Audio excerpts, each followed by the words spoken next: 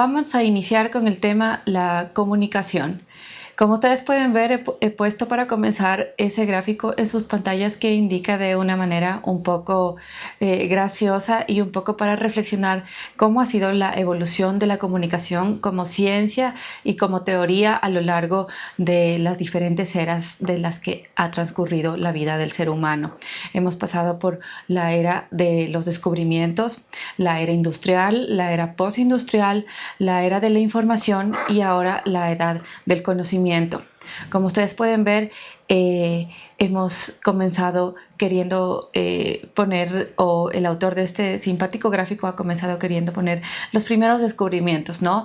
Los manuscritos y el tallado en piedra para comenzar, luego el daguerrotipo y la imprenta de Gutenberg. Pasamos después con la creación de la imprenta a la publicación de masa de la prensa de a centavo que ustedes pudieron leer de ella. Y nos encontramos en la hora actual, la era del conocimiento y de la información, que se transforma el ser humano en una persona totalmente sociable que necesita de información, no solo por la información en sí, sino por lo que esto significa para todas las áreas de la vida del ser humano, la economía, el área social, la educación, etc. Lo que debemos preguntarnos es que si realmente hemos evolucionado en las formas de comunicarnos o estamos volviendo a ser los habitantes de aquellos primeros años de la existencia del ser humano como sociedad. ¿Qué debemos esperar? Debemos esperar reconocer la diferencia entre comunicación e información, debido a que, como ustedes saben y lo hemos tratado ya, no es lo mismo. Informar es simplemente el conjunto de noticias o de acontecimientos sin mayor tratamiento, ¿no? Yo les puedo decir a ustedes, hoy es lunes, eso es una verdad. Sí, en el caso de que así lo fuera, o cualquier día, pero no les estoy dando ningún dato para contextualizar, ¿no es cierto? La comunicación, en cambio, genera expectativa y exigencias, genera que hagamos un proceso de retroalimentación, que ustedes tengan una opinión sobre eso, que lo vamos a ver después, pero primero que haya una expectativa. ¿Por qué me dices eso? ¿Por qué el periodista dice eso? Entonces no es lo mismo informar que comunicar. Para eso hay una clara diferencia que la plantea Manuel Castells en La sociedad de la información y la sociedad informacional.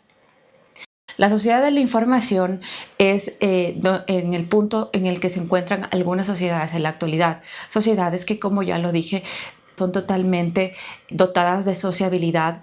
El ser humano de por sí ha hallado los mecanismos para estar informado, para encontrar información de los diferentes procedimientos que suceden en la sociedad. Lo que pasa es que muchas veces no todos los seres humanos de una sociedad o entre una sociedad y otra acceden igualitariamente a la información. Eso en este momento o en nuestra contemporaneidad hace que existan diferentes factores de riesgo. El factor económico puede ser una de ellas, el factor educación, no acceder a la misma cantidad y calidad de información para comenzar. Luego, para poder comunicarla, hace que exista diferentes niveles de educación y que no se socialice el proceso de cultura. Ya la sociedad informacional o la sociedad del conocimiento es como yo les explicaba, la dotación de esa información, lo que significa la información en este momento, en la actualidad.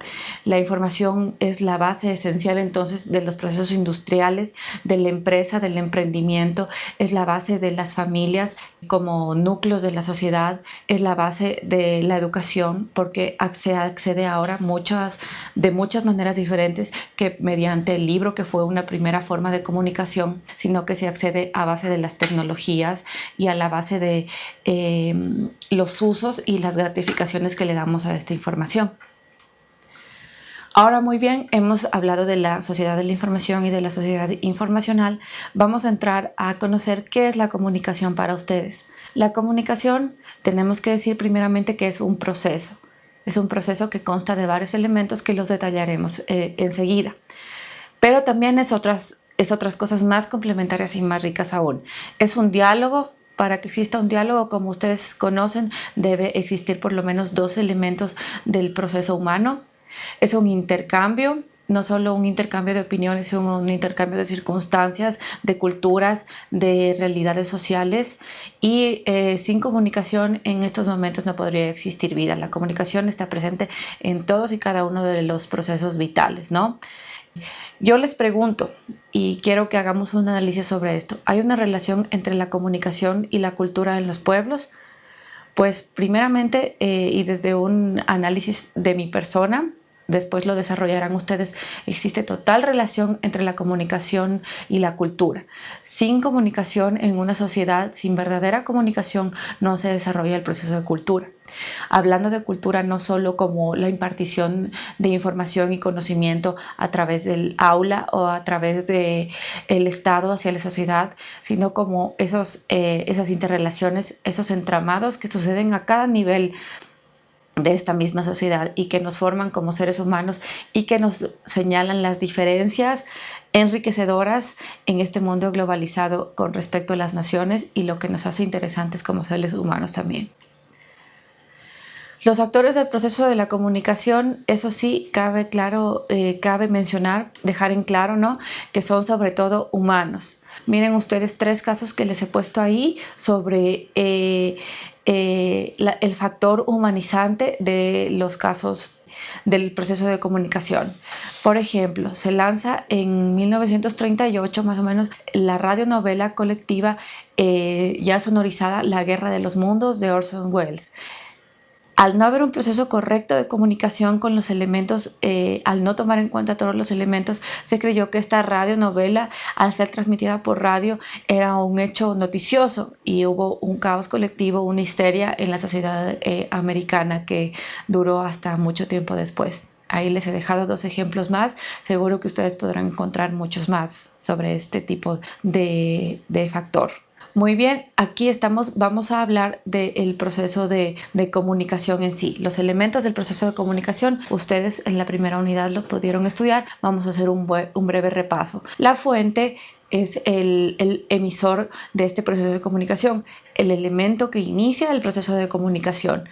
Él es el que da la pauta para topar y señalar el tópico del que es parte de este proceso de comunicación, es decir, quien emana el mensaje. Para emanar el mensaje, el emisor tiene que hacer la emisión de este mensaje a través de un proceso de codificación. La codificación sucede en procesos naturales, tanto como en la comunicación a través de máquinas, como también en la comunicación masiva. Un ejemplo de un proceso de codificación es el momento que yo estoy dirigiéndome a ustedes mediante el lenguaje oral, lo hago a través de palabras, ¿no?, que está a su vez formada por consonantes, por vocales, y esto forma sonidos a través del habla, los procesos guturales, que sucede a un proceso de codificación, ¿no? Luego está el mensaje propiamente dicho, ya se entiende el mensaje, está codificado y estamos en un modelo estándar para las 2 partes. Estamos igualando el proceso de comunicación tanto para el emisor, como para el receptor. Vendrá a formar parte también ya el canal, porque para que haya un mensaje tiene que existir un canal de transmisión en todas las etapas o en todos los tipos de comunicación. Si hay un proceso de codificación, hay un proceso de codificación, que eso es el mismo proceso, ¿no?, hasta llegar al receptor. Nosotros hemos ubicado que cuando llega al receptor tenemos que generar una respuesta. Entonces llamamos proceso de retroalimentación positiva cuando generamos esa respuesta y proceso de retroalimentación negativa cuando no sucede ninguna respuesta, ninguna expectativa a través del mensaje que hemos dado como emisores. Llegamos al receptor, que se convierte a través del proceso de retroalimentación en la fuente y sucede el círculo del proceso de comunicación, como ustedes pueden ver en este momento. Los contextos de la comunicación. Refiriéndonos a los contextos del entorno o contextos ya un poco más físicos, ustedes los pueden ver ahí. Es el medio en el que ocurre la comunicación. Contexto físico, por ejemplo, para quienes tenían dudas, es el ruido, la temperatura, la iluminación en que se da el proceso de comunicación. El contexto social demarca las relaciones de dependencia entre los seres humanos o los seres que practican el proceso de comunicación. También es válido el contexto histórico, antecedentes primarios, secundarios de un proceso histórico que nos desmarca como seres humanos y que propiciará ciertos procesos de comunicación inherentes a nuestra naturaleza. Y el contexto psicológico y el contexto cultural del cual ya hemos nombrado algunos aspectos. Ahora, los contextos de la comunicación refiriéndome a los tipos posibles de procesos de comunicación. La comunicación interpersonal, el diálogo primario entre dos personas o grupos de personas sin interferencia de ningún aparato o máquina. La comunicación interpersonal asistida por máquinas.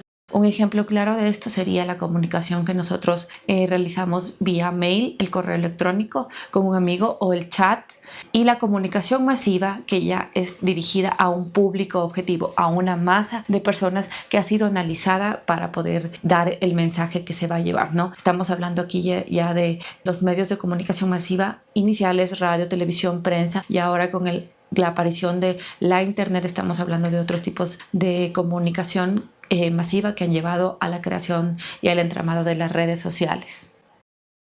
La comunicación masiva. La comunicación masiva es la difusión de un mensaje o a un conjunto de receptores diversos, heterogéneos, pero analizados correctamente para poder dar este mensaje. Ustedes pueden y han conocido más sobre la comunicación masiva. Aquí llegamos al final de esta primera tutoría. Gracias.